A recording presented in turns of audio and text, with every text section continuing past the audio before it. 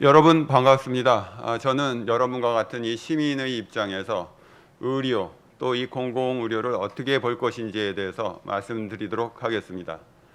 사실 제가 이 대학에 있지만 또 오랫동안 이 시민사회랑 같이 활동을 하고 호흡하면서 이 공공성에 대한 이 고민을 해왔기 때문에 특히 이 공공성이라고 하는 측면에서 말씀드리고자 합니다.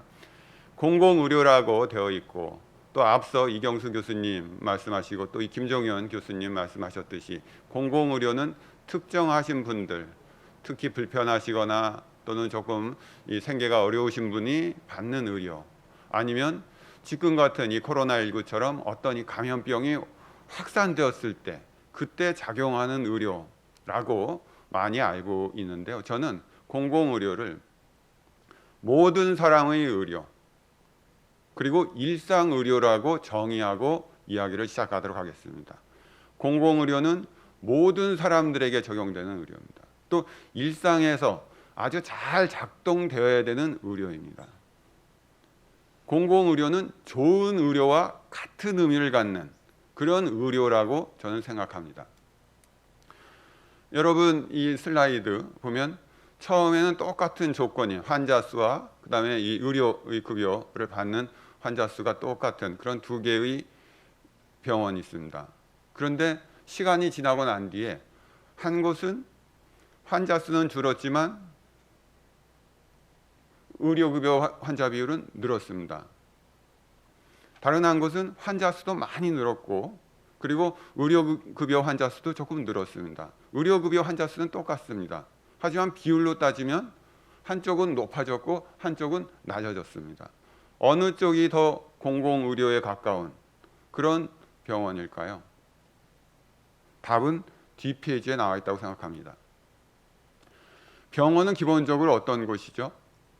불편하신 분들을 치료하고 완쾌할 수 있도록 도와주는 의료기관 아닙니까? 가장 중요한 것은 많은 환자를 다룰 수 있어야 되는 겁니다. 앞서 본 이 슬라이드의 두 병원 모두가 기본적으로 의료급여를 받으시는 환자를 다루는 건 똑같습니다. 그런데 어디가 더 많은 환자를 다루었나요? 결국은 두 번째 B잖아요. 결국은 급여 환자가 비율이 낮아졌다고 하더라도 더 많은 환자를 치료하는 그 병원이 좋은 병원이고 더 공공성 있는 병원이다 라고 생각합니다. 공공성에 대한 많은 오해들 때문에 이 낮은 진료의 조금은 더 불편한 접근하기 힘든 그런 병원들을 공공의료병원이라고 생각하지만 그것은 이 공공성에 대한 오해의 부족에서 나온다고 생각합니다. 앞서 이경수 교수님께서도 이 공공성에 대해서 말씀을 주셨습니다. 이 공공성을 좀 더 간단하게 말씀드리면 이렇게 공동체에 관한 겁니다. 그리고 모든 사람들에게 공통적으로 적용되는 것. 그리고 공개되어서 누구라도 쉽게 접근이 가능한 것. 그것이 공공의 의미입니다. 여러분 주변에서 공공이라고 하는 많은 것들을 생각해 보시면 알 겁니다. 요즘은 이 디지털 시대고 이 AI 또 이 핸드폰 이 접근성이 굉장히 중요한데요. 이 공공, 이 접근성이라고 하는 건 뭡니까? 오픈돼 있어야 되잖아요. 병원에 대해서도 이 기본적인 원리는 그대로 적용돼야 되는 겁니다. 공동체가 그 재정을 부담할 수 있어야 돼요. 그리고 공공병원 일정한 분들이 아니라 모든 분들에게 열려 있어야 되는 겁니다. 그리고 굉장히 쉽게 접근할 수 있어야 돼요. 그래야 그것이 공공의료이고 공공병원인 겁니다. 공공과 의료가 같이 묶이려고 하면 그러한 본질적인 성격을 갖고 있어야 된다는 거죠.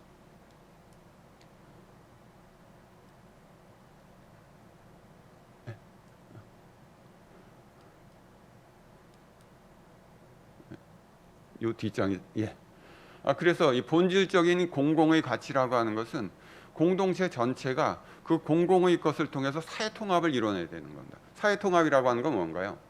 자기 이웃 사람을 믿을 수 있어야 되는 겁니다. 신뢰할 수 있어야 되는 거고요. 서로가 편안한 관계를 형성해 주는 것. 그것이 공공의 의미입니다. 왜 공공을 할까요?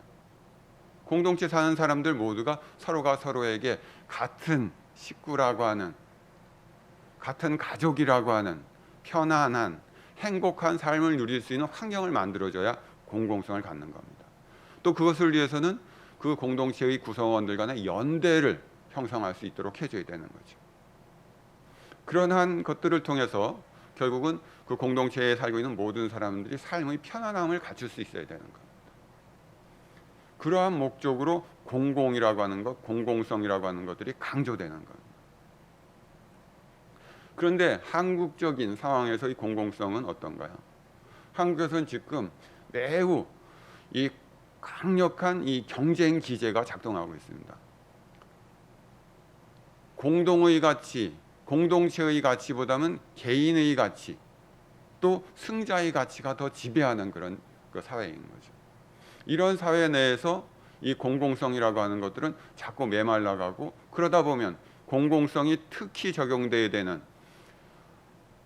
인간의 그 생존에 반드시 필요한 두 가지, 보건의료와 교육입니다. 보건의료라고 하는 것은 생물학적인 생존을 위한 가장 필요한 것이고요. 교육이라고 하는 것은 인간은 사회적 동물이라고 사회 내에서 인간이 생존하기 위해서 가장 필요한 거거든요.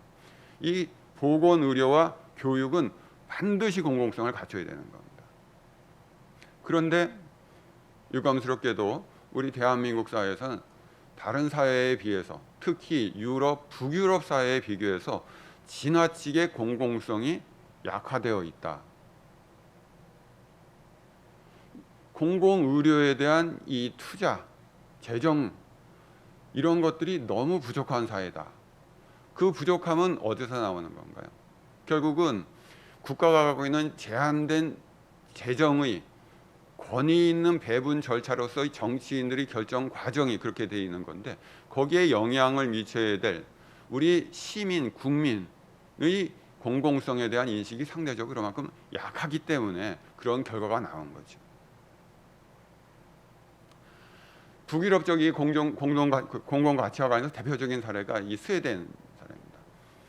아시다시피 지금 영국이 유럽연합에서 탈퇴한다고 해서 브렉시트 지금 마지막 단계입니다. 가장 중요한 계기는 뭐였냐면 북아프리카하고 아랍 지역에서의 난민을 얼만큼 받아들일까의 문제였고, 영국은 굉장히 보수적으로 접근했습니다. 대부분 그랬는데 그 당시 스웨덴은 굉장히 오픈된 포용적인 사회로서 난민 받아들이겠다고 했거든요. 그런데 받아들이면서 무슨 발언을 했냐면 이 경제적인 이 비용에도 불구하고 우리는 받아들이겠다고 했어요. 그랬더니 스웨덴의 시민들은 받아들인다라고 하는 그것에 대해서 환영하기보다 경제적이라고 하는 것과 사람의 생명을 같이 결부시켰다는 측면에서 그러한 발언을 비난했다는 겁니다. 이게 공공성에 대한, 사람의 생명과 생존에 대한 그 민감성의 큰 차이라고 생각합니다. 결국 그러한 이 공공성에 대한 인식이 유럽 사회에서는 모든 사람들에게, 모든 사람의 건강과 관련된 하나의 기록들을 다 갖도록 만들어놓는 시스템이 됐다는 겁니다. 내가 어느 병원을 가든 간에 나에 관련된 의료 기록들이 있어서 그 상황에서 가장 저에게 적합한 어떤 의료 처치가 이루어질지를 바로 적용할 수 있는, 유럽이 갖고 있는 개인 가치로서의 프라이버시와 공공 의료라고 하는 것과의 아주 절묘한 조화인 겁니다. 그걸 통해서 더 나은 공공 가치, 사람의 생존, 공동체의 이 미래, 이것들을 담보할 수 있게 되는 거죠.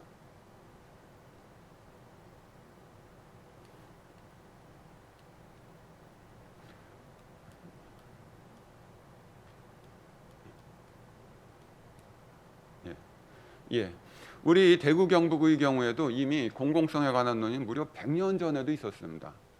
최근에 어떤 교수님이 논문을 봤더니 무려 100년 전에 우리 대구에도 공공병원이 필요하고 여기 시형 및 부형 공공기관, 공공병원 필요하다고 하는 주장이 100년 전 저널에 나와 있습니다. 그만큼 이 대구 경북에서 이 공공성에 관한 논의 인식은 오래되어 왔던 겁니다. 우리가 잊어왔을 뿐이지. 우리 대구 경북의 이 공공성에 대한 이 역사적인 그런 이 전통을 생각하면 우리 대구 경북에서 지금 이 공공의료 지원단이라고 하는 것이 지금 생긴 것은 많이 늦었다. 하지만 늦었지만 지금이라도 이렇게 이 생긴 것들은 굉장히 중요한 의미를 갖는다고 생각합니다.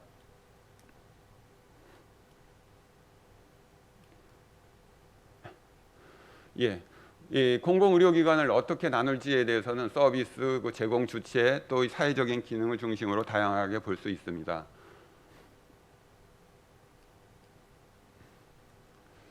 뭔가 잘 안 되는군요. 안 넘어가. 예. 하지만 우리 시민들이 생각하기에는 이러한 병원에 대한 불만을 해결해주는 기관은 다 공공적인 그런 병원이라고 아마 시민들은 생각하실 겁니다. 오래 안 기다려도 되는 병원, 친절하고 성실한 진료가 이루어지는 병원, 그리고 과다한 이 치료 행위가 이루어지지 않고 적절하게 그렇게 이 진료비가 나오는 그런 병원이라고 하면 그 자체만으로도 우리 시민들은 아주 좋은 병원, 우리 사회의 공공성을 분명히 지켜주는 그런 병원이다라고 생각할 겁니다. 이 말씀을 드리는 것은 민간 병원이라고 할지라도 과잉 진료 안 하고 적절하게 비용을 청구한다고 하면 그 자체로 공공성을 가질 수 있다는 겁니다.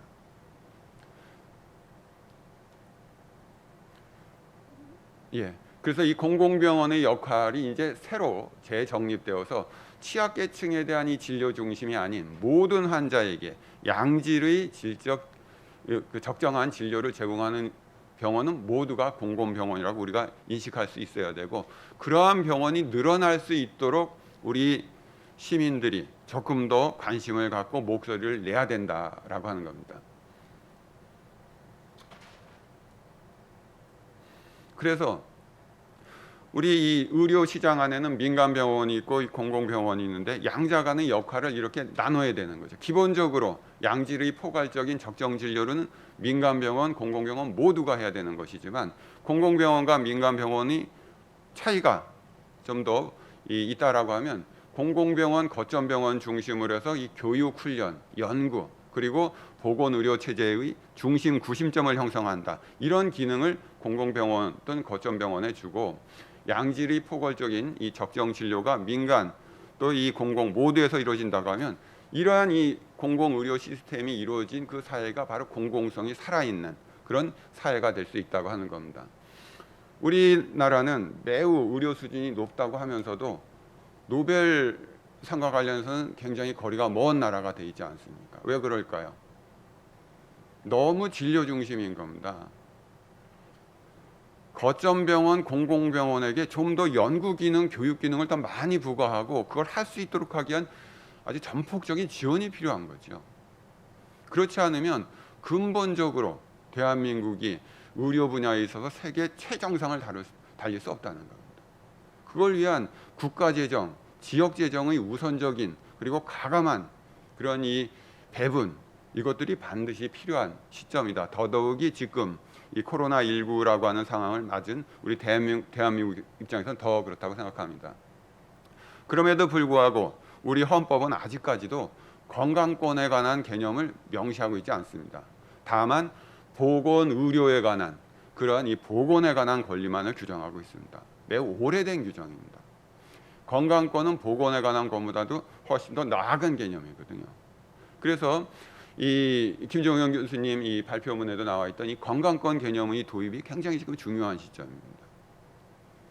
지금 이 헌법의 개정을 얘기하면서도 권력 구조만 얘기하지 정작 공공성과 의료에 관한 얘기는 아무 얘기도 안 하거든요.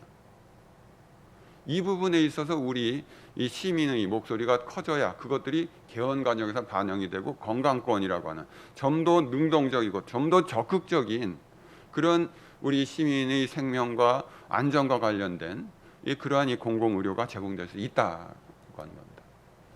그래서 이 공공의료, 이 보건의료 분야에서 시민 참여가 굉장히 중요한데 지금까지는 보건의료 분야에 대한 이 시민 참여는 이 보건의료가 갖고 있는 굉장한 이 높은 이 배리어, 장벽이죠. 굉장한 전문적인 분야니까. 그래서 어쩔 수 없이 제한적일 수밖에 없었습니다. 하지만 지금 그러한 이 제한적인 접근은 제한적인 것을 넘어서기 위한 조직화된 이 시민단체도 필요하지만 사실은 이 의료, 보건 의료에 대해서 너무 좁게 생각하기 때문에 그렇기도 합니다. 모든 국민, 모든 공동체의 구성원이 참여할 수 있는 이 보건 의료 분야의 방법이 있습니다. 그게 뭐냐면 건강권입니다. 자신의 건강을 자기가 돌볼 수 있는, 그것들을 위해서 예방의학이 아주 잘 작동되는 그런 사회라고 하면 개인이 자신의 건강을 자기가 돌봄으로써 병원에 가는 횟수를 줄이거든요. 의료 재정을 소비하는 경우를 줄이게 됩니다. 그렇게 되면 그렇게 해서 절약된 의료 재정은 어디로 가게 되겠습니까? 좀 더 그것이 필요한 분들에게 가게 되는 거죠. 좀 더 재정적인 이 경제적인 어려움이 있는 분들에게 더 많은 지원을 할 수 있도록 가는 거죠. 그래서 이 보건 의료 분야에 대한 이 시민의 참여는 굳이 높게 생각하고 굳이 어렵게 생각할 필요 없다. 예방의학이라고 하는 것이 조금 더 강화되고 그 예방의학이라고 하는 것들의 활동을 통해서 시민들이 자기 자신의 개인적인 건강을 더 잘 만들어낼 수 있을 때 그것도 시민이 참여하는 공공의료고 공공보건의료라고 하는 거예요. 통상적으로 이 시민단체는 입법부의 정치인들과 대화하고 또 정부의 여러 위원회에 들어가서 정보들을 획득하고 또 그에 대해서 관여하고 제안함으로써 시민활동을 하고 있지만 더 중요한 것은 시민들이 그 자신이 건강권을 위한 활동을 하는 것이다 라고 하는 거죠. 그래서 이 지속가능한 이 공공의료를 위해서 스포츠라든지 또 아동의 이 산책권이라든지 또 의료 서비스 이용을 최소화할 수 있는, 우리나라가 뭐 유럽의 나라보다 이 병원을 찾는 환자 수가 개인적으로 4배에서 5배가 더 많다는 거 아닙니까? 한국의 분들이 건강 염려증이 있어서 그런지 더 많이 가시는 거죠. 더 많은 의사의 시간을 빼앗고 더 많은 재정을 소비하는 겁니다. 매우 가벼운 질환에도 물론 아플 때야 뭐 다 아픈 거는 힘들지만 그래도 이 그런 부분에 있어서 자신의 건강을 돌보기 위한 이 그런 지식들을 넓혀가고 그것들을 위한 의료 교육도 굉장히 중요하다고 생각합니다. 보건과 관련된 건강과 관련된 이 교육 이것들의 확대도 사실은 이 일반 이 시민들이 병원에 더 자주 안 갈 수 있는 아주 중요한 원인이 된다. 그래서 저는 청년, 청소년 그리고 노인, 산부인과 여기에 대해서는 완전한 무상의료하자. 그 대신에 그렇지 않은 사람들은 좀 더 이 건강을 잘 본인이 알아서 살필 수 있도록 해서 병원에 가는 숫자를 줄이자, 횟수를 줄이자. 이것도 우리 시민사회에서 열심히 한번 노력해봐야 될 그런 문제가 아닌가 싶습니다. 마지막으로 제가 이 시민의 입장에서 또 공공성이라고 하는 측면에서 이 보건의료를 말씀을 드렸는데요. 지금 이 자리가 마련된 것도 대구시와 그다음에 공공의료 지원단이라고 하는 이 의료 시장, 이 경북대 학교 병원, 이 양자 구조잖아요. 여기에 조금 더 시민의 그 참여가 이루어질 수 있는 그런 이 거버넌스가 이루어져서 그야말로 이 3자 체제로 이 굿 거버넌스가 이루어질 때 시민이 보건, 특히 이 공공의료에 대해서 더 많이 알고 또 더 적극적으로 참여할 수 있다 이렇게 생각합니다. 이것으로 제 발표를 마치겠습니다. 감사합니다.